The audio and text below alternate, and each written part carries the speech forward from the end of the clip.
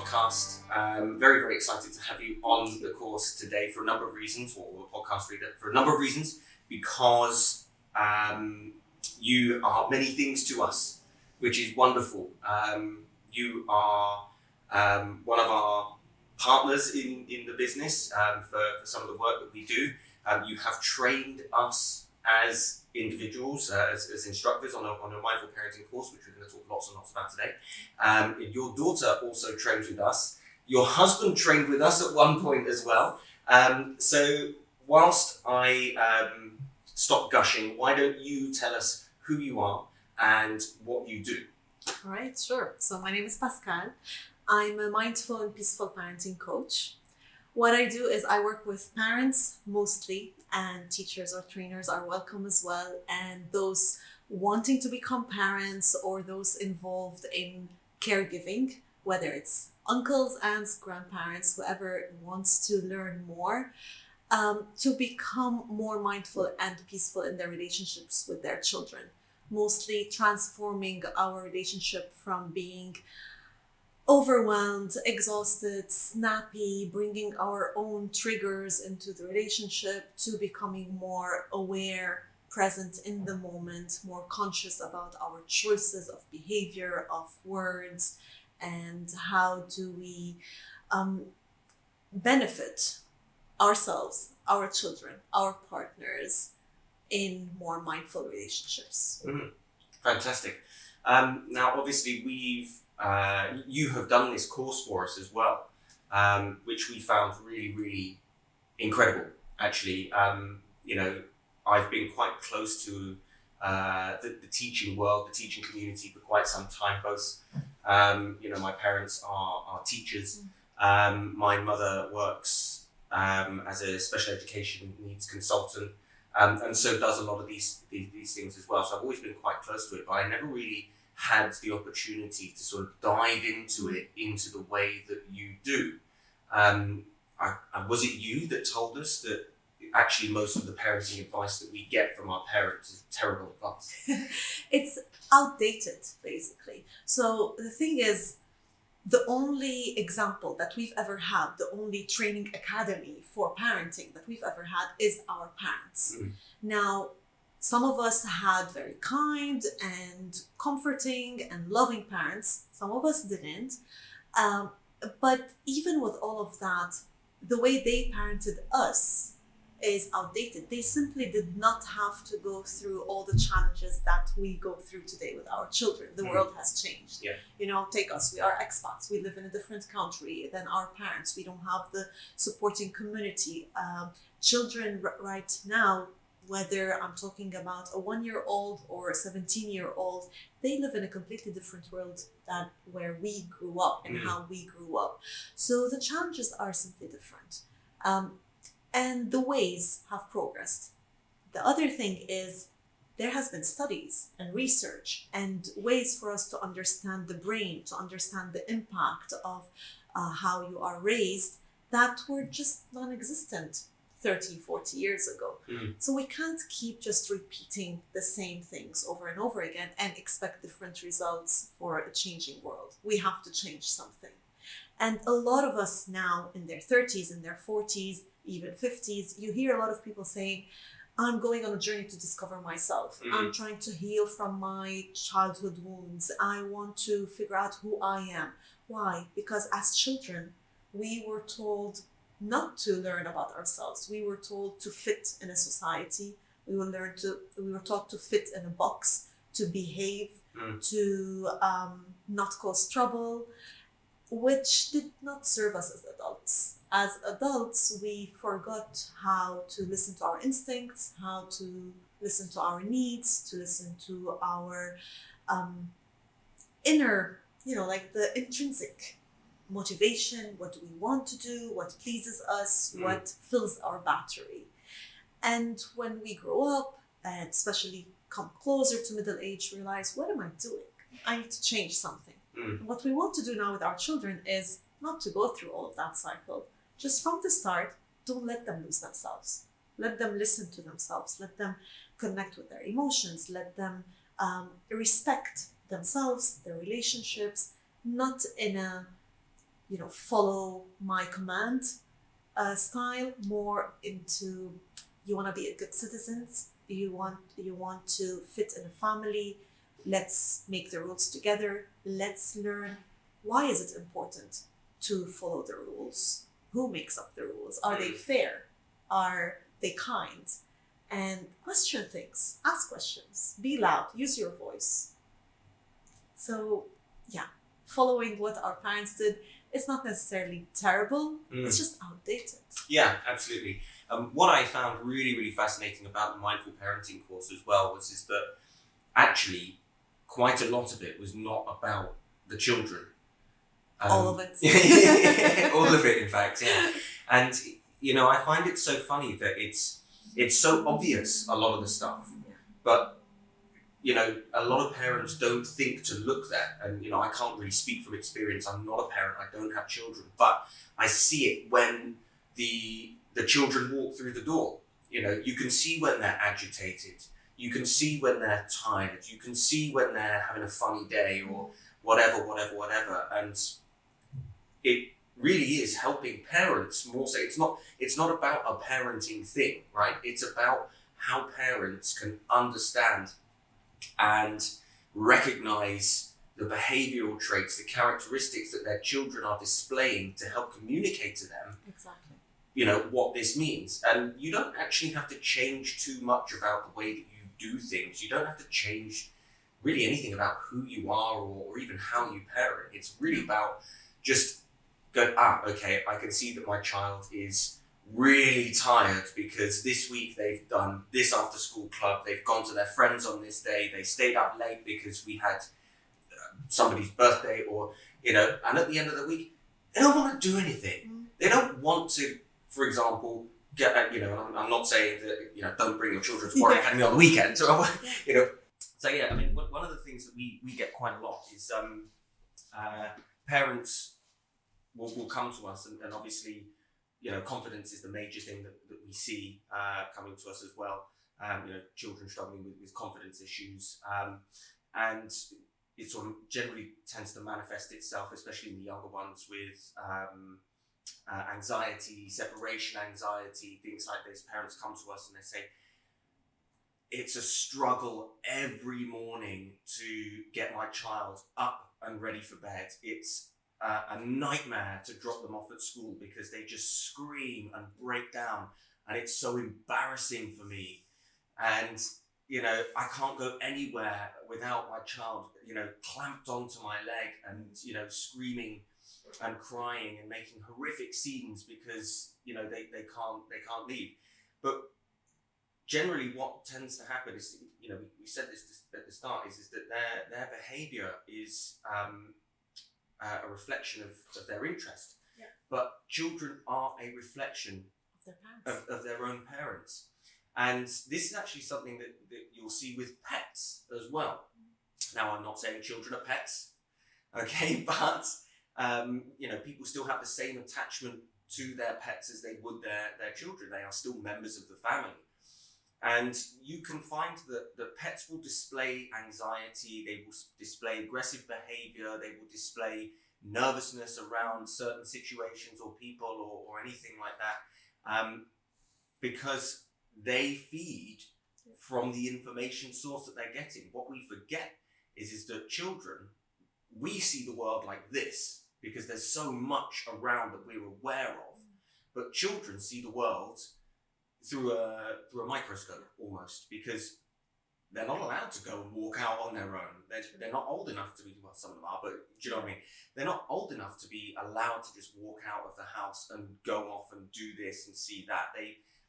They don't have the skills. They might get lost, whatever. So we are giving them the information that they base their understanding of the world of.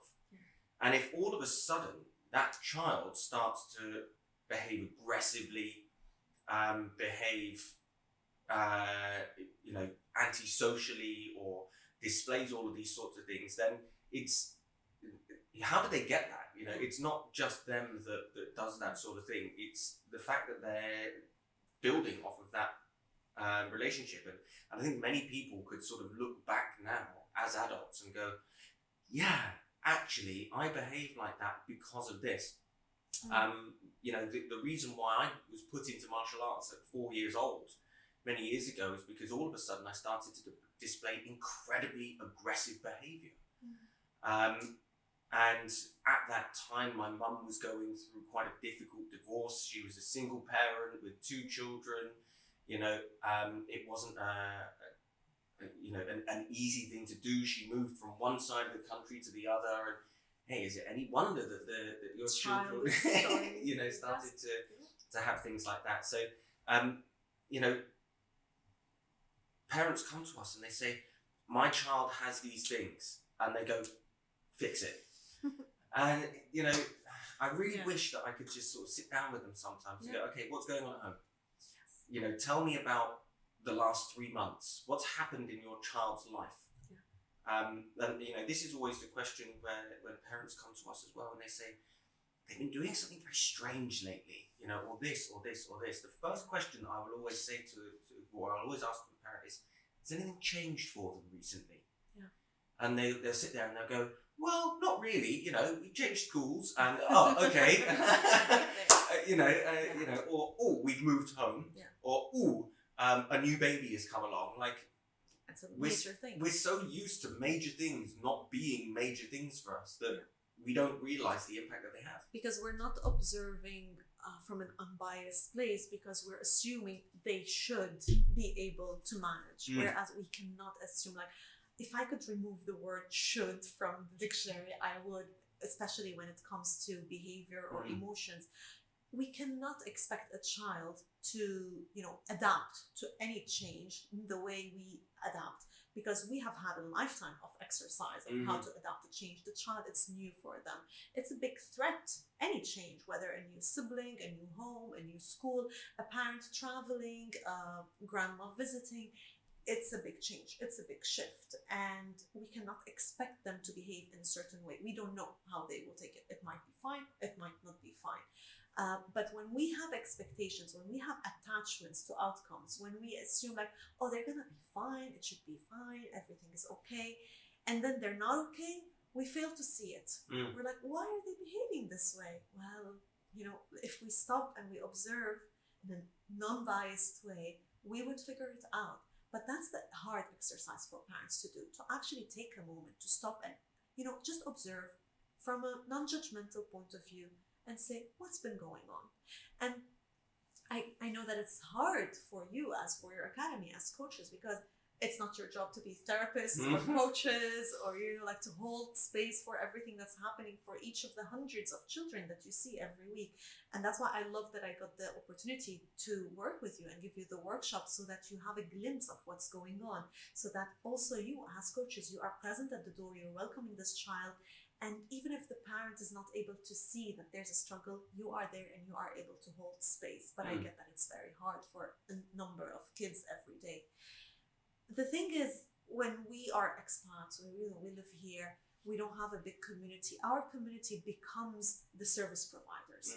The school, the taekwondo school, the art school, the music school. And we are relying on so many different providers to kind of help us raise a child that will thrive in a society.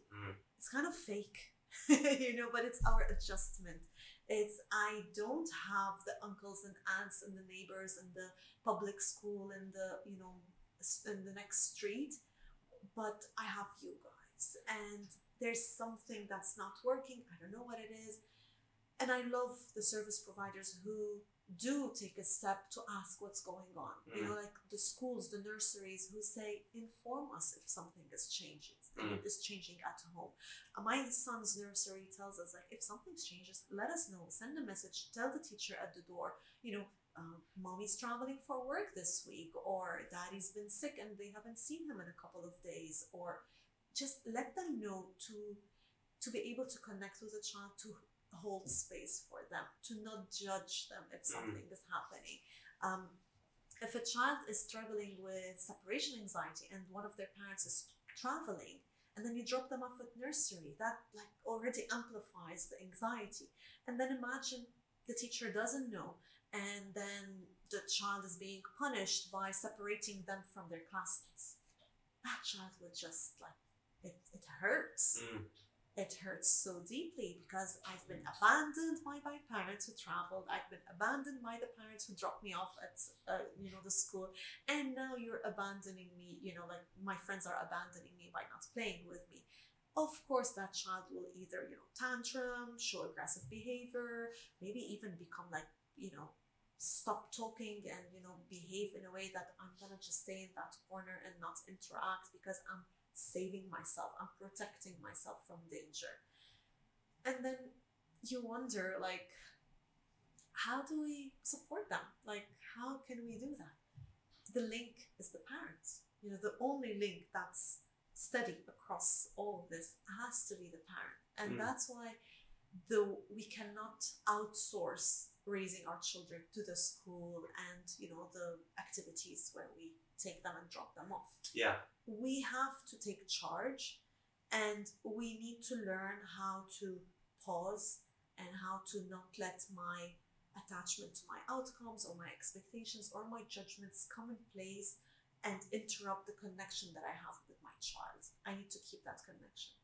And that's why it's easier. Like, imagine, when a mom is tired and exhausted and carrying a baby that's crying and the baby doesn't stop crying, and she's rocking, they're not crying. And then someone else who's calm, chill, just walked in, holds the baby, and the baby stops crying. And the mom's like, what did you do? What sort of magic is this? It's purely your energy rubbing off on them. Even from a newborn age, these children feel our energy. Like, even if I'm angry and I'm frustrated and I act and I put on a smile and I say, I love you, well, they know. They know I'm angry and I'm frustrated. We cannot trick them. So that's why I always tell the parents, you cannot teach your children to self-regulate or manage their emotions if you don't do it yourself. We have to learn to self-regulate. We help them through co-regulation. We regulate together. I cannot expect a young child to self-regulate. Go to your bedroom, feel better, and then come talk to me, or don't talk to me until you stop crying. It doesn't work because their little brains have not yet developed the ability to regulate themselves. Yeah, and I think it's a really important point that we talk about that. We expect children to do so much for themselves. But it's like sending them into an exam and not telling them what the exam is about. And we do that so often as a society. We do that so often. As they get older and they start having to go for exams and things like that, all of a sudden, these are children that we have sheltered their entire lives. And now all of a sudden we're turning around to them saying, you need to make the decisions about what you want to do for the rest of your life.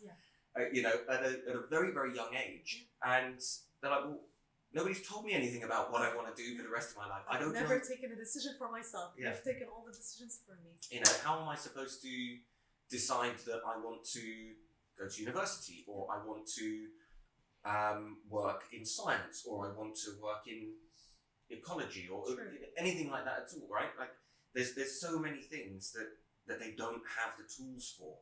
And as educators, we should be helping them to search for those answers in the right places.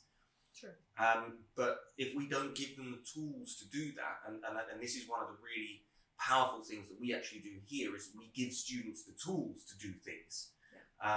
It's very easy for a student to be in class, but then when you make them do the leadership test, all of a sudden, the real world comes rushing at them quite quickly, albeit in a very safe environment. And I've seen students lose it at leadership tests.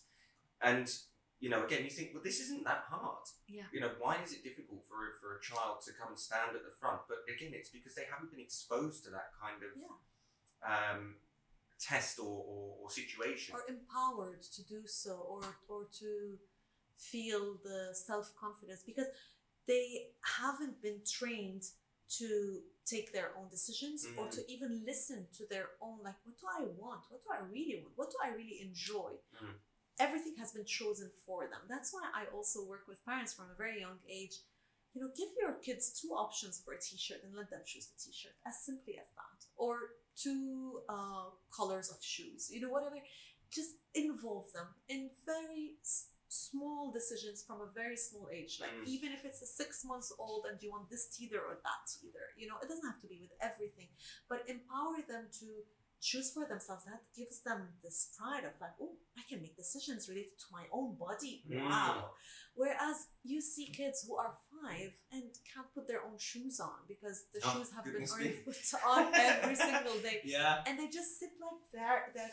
If you tell them put your shoes on, they would just sit at the chair and wait because they've gotten used to someone putting the shoes on for them. Yeah. And then someone would come and get upset or like, why don't you put your shoes on? Well, no one showed them how. No one has empowered them.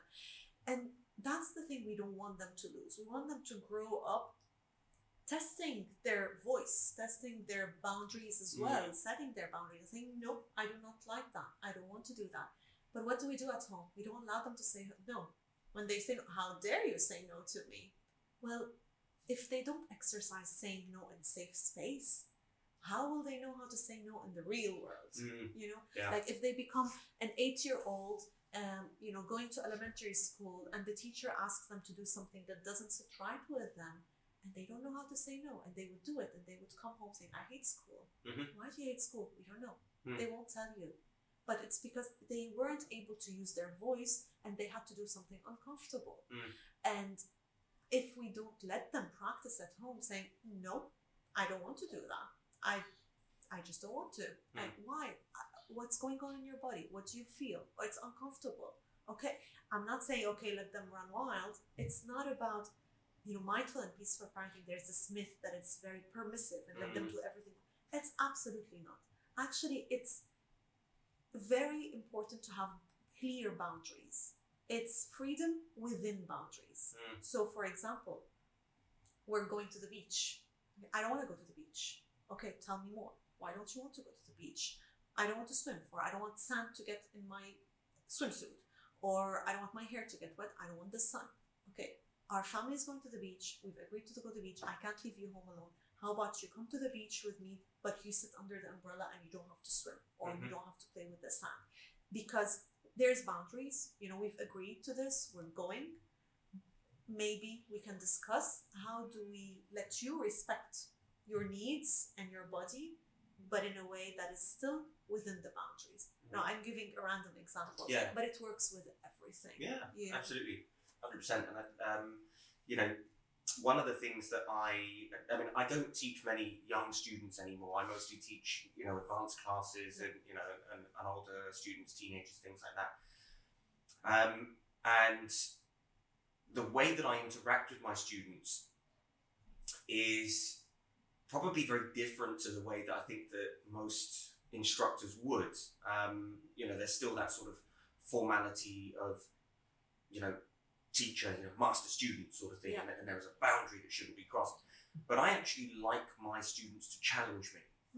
I like not physically, but sometimes they do, and that's okay as well, because then they get to learn their boundaries and they get to learn some things about what they're trying to achieve through their martial arts, and they're pushing themselves. Fine, I don't care.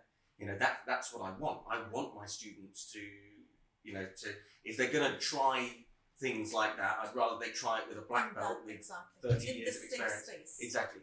But, I allow my students to push back and to ask questions. Why are we doing this? Why do we have to do this? I don't like doing this.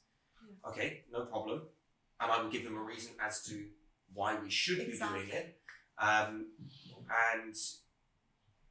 actually, sometimes if enough students say, can we do this instead? All right, okay, we can do that.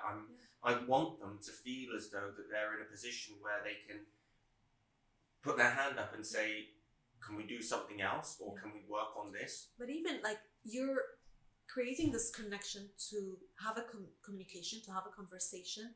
And even if you do end up doing your plan, you've allowed them to voice out, okay, what don't I like about this? And this might give you information. So as a parent, it works as well. Is that when you hear more about, okay, why don't you want to do that class in school or that activity with your PE teacher? and you hear about, okay, what actually disturbs them? What don't they like about it? It gives you information. It might be something that you could solve, or it might be something that you can give them a different perspective about. It's like, oh, you don't enjoy burpees. Okay, let me tell you why burpees are good for you. Or maybe you're doing it wrong. Let me show you the right way to do it. Maybe that's why it's bothering you. You know, or I don't know, my helmet is bothering me. Let's see. You know, I don't want to wear my helmet. I don't want to wear my helmet when they're biking or when they're scooting. It's like, what's bothering you about it? And maybe like, I get sweaty. Okay, let's find a solution for that. But I'm not changing the boundary of you have to wear a helmet. Yeah. You know, so instead of you're wearing it and that's it, and because I said so, it's I'll hear you. And maybe at the end it's like, I get it. It's annoying. Yep, I agree with you. It's annoying. You still have to wear it. Yeah, it's absolutely. just letting them, you know, talk, use their voice, practice learning their emotions and their feelings and how is it sitting in their body. Okay, it's annoying me. Where is it annoying you? What is it telling you? What can we change about it? And sometimes the boundary has to stay a boundary, but we have to let go of our ego and our pride of because I said so, because I'm the grown-up, and just listen to me and follow my lead, because we will just raise kids who will look for another leader to follow. They will, you know, when they're teenagers, they will want to follow their peers. And when they're adults, they will want to follow a partner or a boss. And they will never learn to follow their own inner voice. Yeah, I think that's a very, very powerful thing that we help them to do. One of the other things that I also ask my students when they walk in is, how do you feel today? Yeah. I know that certain times of the year that my older students are just nervous wrecks. Honestly, it's heartbreaking to see, you know, 10, 11, 12, 13, 14-year-olds walking in, and you can literally see the worry and stress on their face because they've got exams and the schools are telling them that they must perform and they have to get good grades because it's going to ruin. I've heard students say that the teacher has said to them that they will ruin their life if they don't get good grades in these. And like, how can you think that that's okay to say? I once had students that laughed at me because I told them that they can retake exams, and they were like, "No, you can't." I said, yes, you can. You can take them as many times as you like, and they were dumbfounded. You know, we've been growing, like letting kids grow in fear. That's how we were, you know, raised in fear of what is the consequence of what's going to happen. And there was a good reason for that many years ago. Exactly. Right? Exactly. You know, it doesn't work right now. Yeah. the fear of stepping outside the cave and being eaten by a lion. Exactly. Okay? Don't go outside at night because there's a big lion out there. Or even, you know, when our grandparents and parents were raised through wars, or, you know, 100 years ago when the school system was built to let people graduate and go work in a factory. You have to follow orders and you have to be very, you know, specific about what you're doing, and you only do what you're instructed to do. You can't go out of the box because you're working in a line. And if I do more than I should, you're going to get in trouble because you're next. So that's how it was built, to just do what's enough and what you were instructed to do. Don't think outside the box. Don't bring on your ideas. Don't disrupt the mechanism. You know, right now that doesn't serve you. These are the people who will fail in life, who will be adults and are like, I can't take any risks. I'm scared to take risks. I can't listen to my own, you know, like I'm an amazing artist, but artists make no money, so I'm not gonna follow that. I'm just gonna, I don't know, do something that will give me money and be miserable for the rest of my life. Whereas some artists now are thriving because they're following their actual, you know, gift. So, and one thing about fear, I love to give that example, and I gave it once in a workshop for parents here at Warrior Academy. They say, like for little kids, and it works for all of us, if you want your kids to brush their teeth and you make them brush their teeth out of fear of, you know, like your teeth will turn black and fall out, or threatening them to go to the dentist, or punishing them, etc. Their teeth might be white, but their self-esteem is going to be black. It's going to be full of cavities. Their personality is going to be destroyed because I'm not brushing my teeth because I realize the connection of, okay, my hygiene, my personal hygiene, I'm responsible for that. I'm not empowered I'm shamed and threatened, and I'm doing it out of fear. It works for everything, every decision we make. Children, they're born good human beings. Okay? We ruin them. No child is born to just wreck, a life or a house. They're good human beings. We just have to let them shine and empower them and provide a safe environment. And by safe environment, I don't mean physical, furniture. I mean the house needs to be a safe environment, the society. That's our job.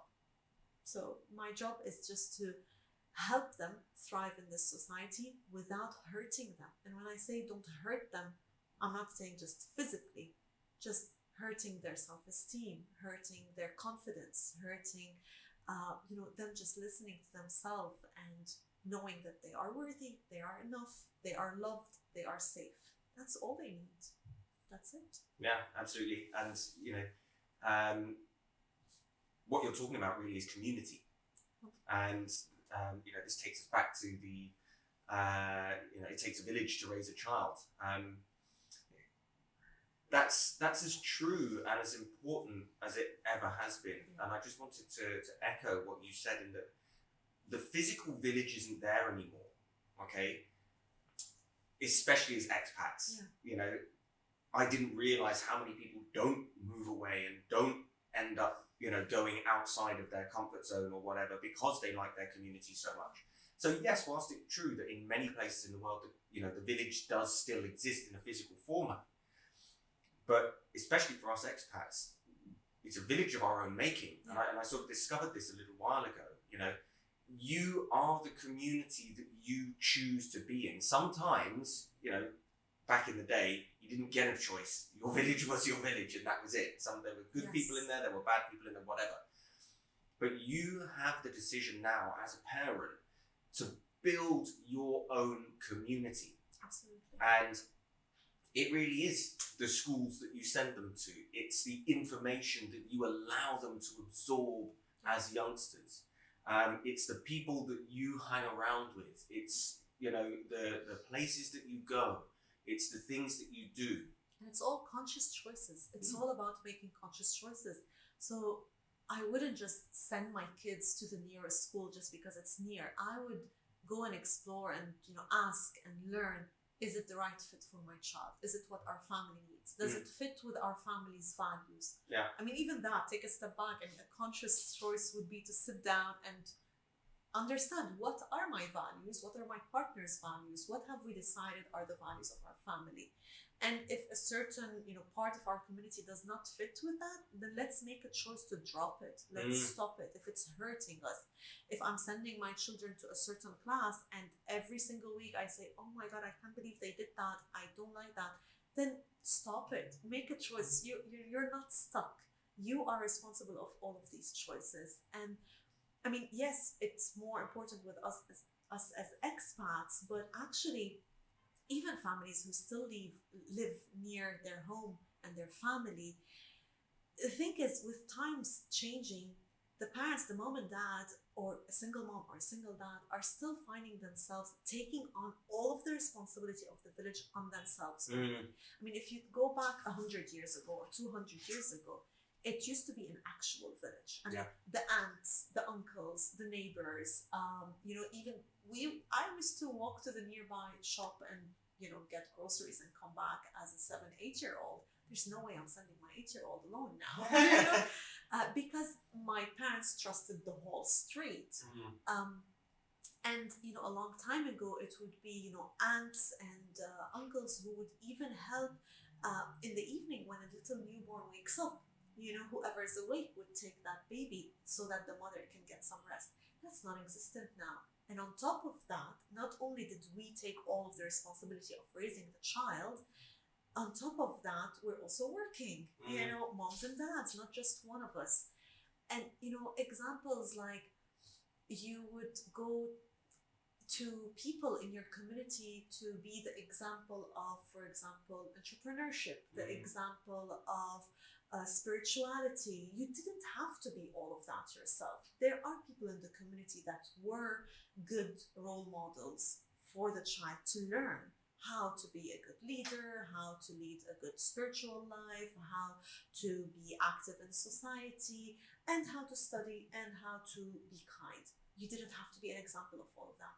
Today, we feel like I have to teach my child everything. And, add to that sports and music and art and, everything that we feel like we need our child to catch up with other kids on. And that adds so much stress on us. And we forget that my job is actually just to parent, to offer a safe space, to offer a secure attachment, to love them, to make them feel heard, to make them feel seen. And that's it. I'm not supposed to even teach them how to read and write. School will do that. Yeah, of course. And I think that what a lot of people don't realise is that they actually just need to give themselves a bit of a break. Exactly. It's exhausting to take on all of these responsibilities on just one or two people who also mostly have a work to do. Imagine all of the roles that we took on. That was what making us burn out. Yeah. And that's where the cycle starts again, right? I feel that I'm failing my child as a parent because I'm not, a chef in the kitchen, because I'm not the world's best educator, because I'm not able to, be the loving, on-demand parent that they want me, that society suggests that I should be. Expects me to be. I need to have this high-flying career, and I need to have a nice house, and I need to have a nice car, and and I need to do all these things. And also, my child needs to be musically gifted, needs to be multilingual, needs to be able to read and write. And you're stretched in so many directions that you're not able to be present, not even for yourself. And of course, not to your children, because you're not here. You're like, your mind is in a million other places, stretched, feeling like I'm failing this and that and this and that. So, and the guilt takes over. I'm not good enough at my work, I'm not good enough with my family, I'm not good enough with whatever my hobbies, I'm not good enough with taking care of my mental health. And you're stuck in the cycle. So that's where people need to stop and say, it's enough. I am enough, and I don't need to prove it to anyone. Let's sit and go back to basics.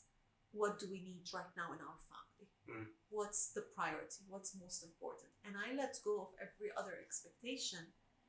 And you start from a place where you are feeling calm and secure in yourself. That's the work that we do with parents, is how do I work with the parent for them to find safety, for them to find their calm space, and only from there that they will be able to give to the child. I do not work with parents to fix their children. It's impossible. Yeah, absolutely. So we're running out of time now. So I would just like to ask a couple more questions. And one of those would be, what would you say that the biggest challenge is that you find when you're working with parents? What's the biggest challenge that they come to you with? I think it's being what we were just talking about, being pulled in so many directions, just feeling like I'm failing at so many levels and I'm overwhelmed. I hear a lot of overwhelmed and being pulled. It's like, I don't have enough time in the day to do all of this, and not finding enough for themselves to work on themselves, enough time or even commitment. And that's why the best work comes from those who realize, I have to stop. Okay, I have to stop this cycle, and I have to take time, and I have to invest time to work on me and heal me. And only when this happens, that actual ripple effect happens in the household. Whereas if I go and I, convince people you have to come to my course, the impact is not as big. The impact is bigger when they feel like, I deserve this. I deserve to take time and invest in this. This is an investment. Yeah, absolutely. And what would you say your number one tip for parents would be that are struggling with a child that they, is anxious, or, they want to work with their child to sort of improve their relationship with them? I mean, a practical tip is always just stop. Whatever you're going to do, just stop. Just take a moment. a moment to take a deep breath before you actually take action. Whatever you were gonna do, were you going to scream, shout, storm out, say a punishment or a threat, whatever you were going to do, just always in the heat of the moment, stop and come back to it. Take a deep breath, calm your nervous system, and then try to make a conscious choice. Now that's the practical in the moment tip. Now, what do you do long term? Work on your own healing. Work on your own self. Stop focusing on how do I fix my child's behavior? How do I make them listen? How do I make them comply and behave? How do I make my life easier? All of this will come if you stop and work on you. Invest in you. Okay, fantastic. Yes. So before we wrap this up, why don't you plug your mindful parenting course? Where can people find you? Websites, socials, these kind of things. Instagram parenting.moments, website parenting-moments.com. I do 12-week courses, group or individual. The next one starts in January. I don't know when this is going live. I'm there. Instagram or website. Wonderful. Well, thank you so much for coming in. I really love having these conversations. I feel like I could sit here and speak to you about these kind of things for hours and hours. And actually, you inspired me to continue my own research and development. And I've since, I believe, but that's me, made some relatively insightful discoveries on child behavior and, behavioral patterns and things like that as well. So thank you so much for all the work that you've done with us. Thank you so much for being part of our Warrior family community.